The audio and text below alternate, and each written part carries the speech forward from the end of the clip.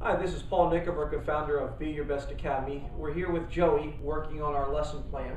And Joey, what I'd like you to do is I'd like you to copy down this and we're going to go over it. And I'll explain to you what each term means. So let's get your homework assignment out and let's copy this.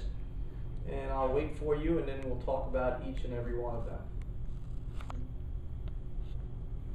The first one is mistake response. Number 2 is attitude, sometimes pronounced attitude. The third one is behavior. The fourth one is learning. And the last one begins with an E, effort.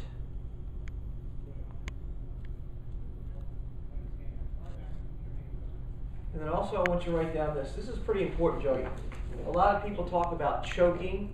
Really, it's a word that I don't like using, but just write this down and I'll explain in greater detail what this all means. Choking is a process, not when it actually happens. That means that choking, when it happens, people think prior to that event before choking can occur. So I'll explain a little bit more. Just copy that down if you would.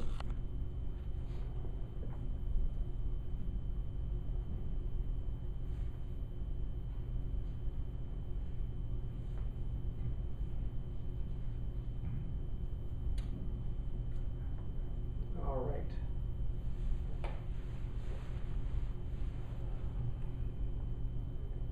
Got it?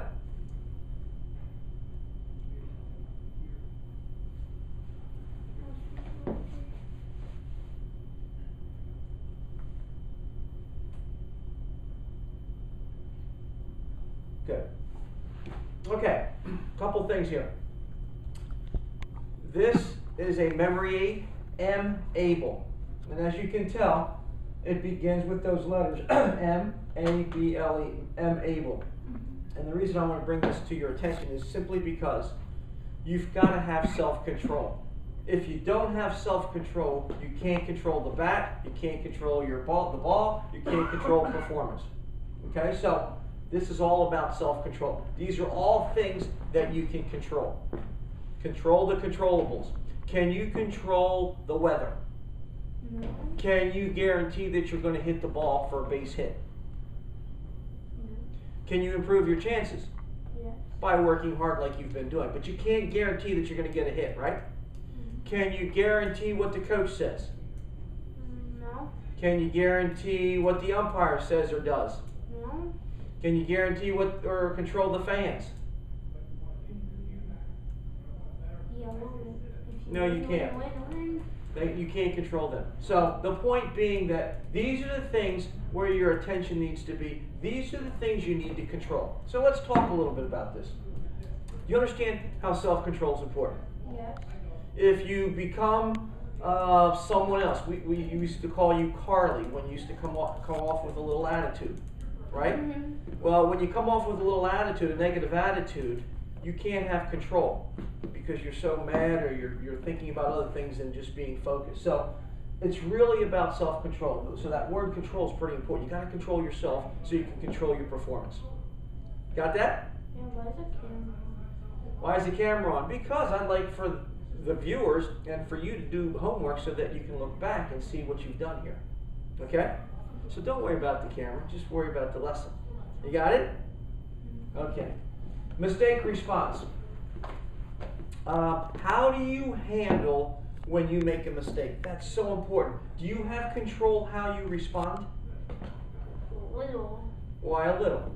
Because sometimes if nice and loud. If I made a bad hit or something, right? I would go crazy and I'd shake my head and everything. Do you have control over that? Not really. Really? Well, we're going to teach you how to do that. Remember we talked about the ABCs? Yes. Act as if you can't make a mistake. Act as if you just walked off a home run. So you're going to act as if you never make a mistake. Okay. B. B stands for what? Breathe often. Breathe often and deeply. Yes. And C is connect and commit Hello. Hi. Am I in your way? No, I just want to clear this stuff up. Am I going to be in your way? No. Okay. Connect and commit rhythmically with your target. So if you can do that, you can control your mistake response. Here's what I want you to remember. It's okay to KO. What's that mean? It's okay to KO. What's KO? Strikeout. Okay? So you may have lost the battle but not the war kind of thing. So it's okay to make a response. So what can you do after you make a mistake? Let's say you took a pitch right down the middle and it was a bad pitch. It was a perfect pitch, but you made a mistake because you let it go. Now what can you do to improve your chances next time? How can you respond to that? You'll get it next time. Very good. So if, let's say you go back, walk into the dugout, and you're not a very happy camper. Okay, you're upset, you're mad. What might get you out of that being real mad and seeing the Dumping red? water in your face. Huh? Dumping water in your face. Dumping what? Water. Water on your face. That's good. Sometimes there's no water, but sometimes kids have rubber bands. And you put a rubber band around you and you snap it, snap out of it. That might be symbolic, or it might be something that you can do. Or sometimes you just do this. Wipe it off. Wipe off that mistake. Or, you know, we used to have a little toilet, a battery-operated little toilet in our dugout. And every time somebody made a mistake, they'd flush the little toilet. And just think, flush it down. So there's different ways. If you're a pitcher, you might get on the pitching rubber and wipe off the mistake. Okay, so that's one way you can handle a mistake. So we call that a mistake response. That is something you have control over. You got that? Yep. You sure? You understand that? Yes. Okay, the next word, attitude.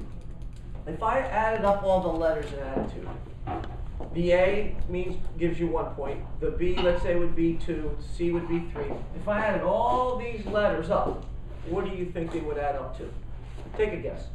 A number. 29. Huh? 29. 29. Close. 100.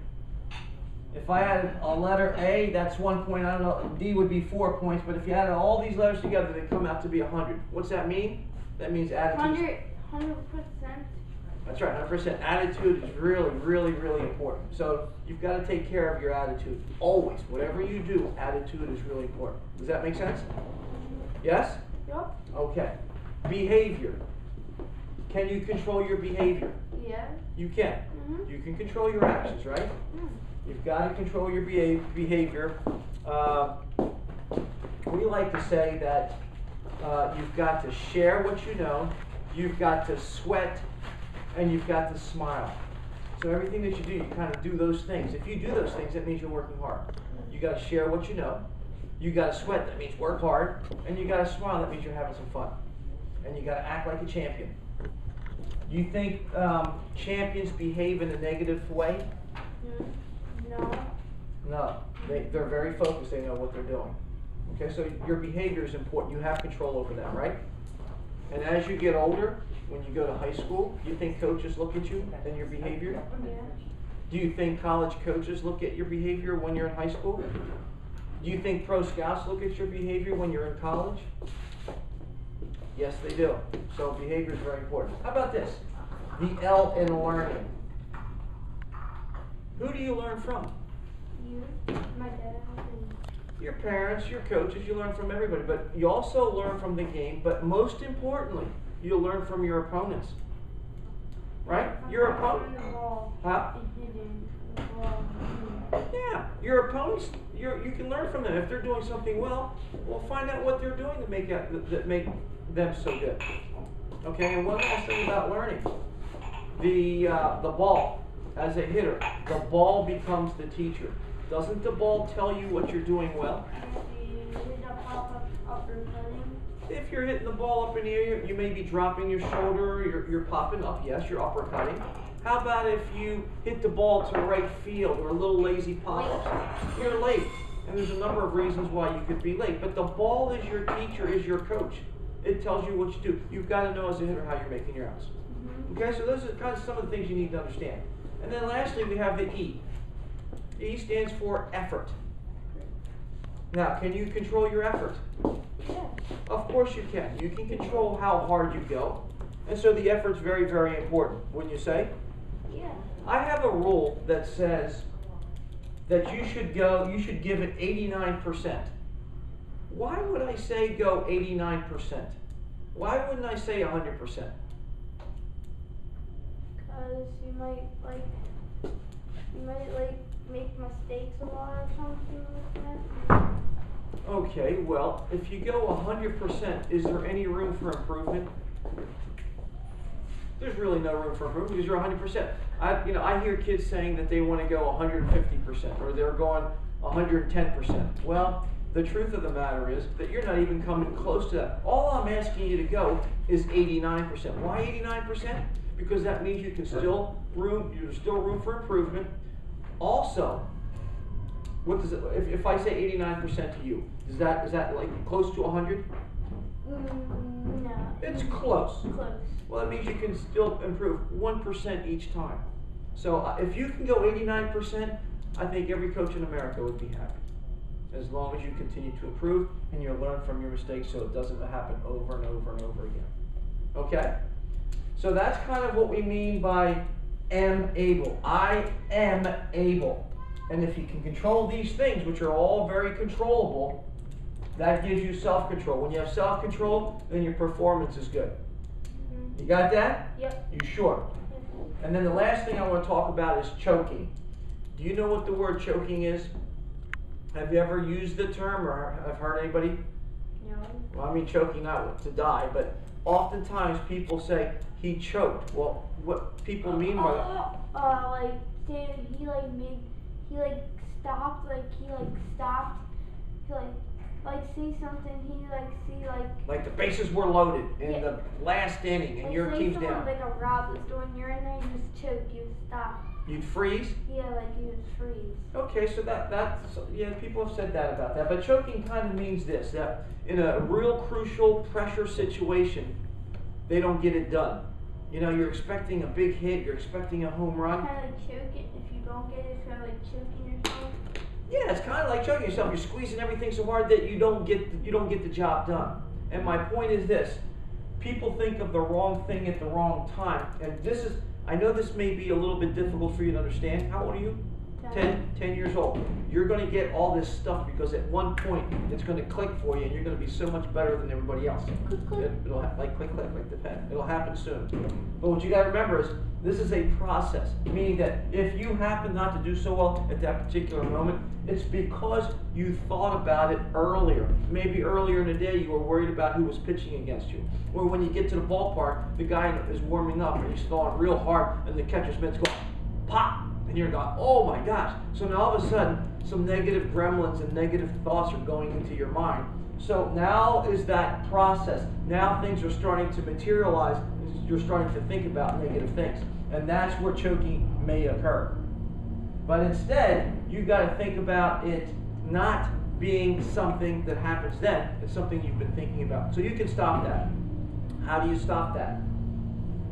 How do you stop choking, or how do you stop bad things from happening? I gave you that last week. Maybe like practice. Of course, practice, but what else? The ABCs. Act like if you Yeah, act as if you can't make a mistake. Right? And what's the B stand for? Breathe often. Breathe in. Breathe often and breathe deeply. That doesn't mean I breathe like this. No, it just means it kind of clears everything else and gets you kind of to refocus. And then you've got to commit and connect rhythmically. You know what that means? Connect and commit. That means you've got to trust that you've worked very hard and you've prepared. So connect and commit rhythmically. As a hitter, I'm connecting with the pitcher as he delivers the baseball. As a fielder, I'm connecting with the hitter that's about to hit the ball. That make sense? Mm-hmm. Do you have any questions of me? This is pretty important stuff.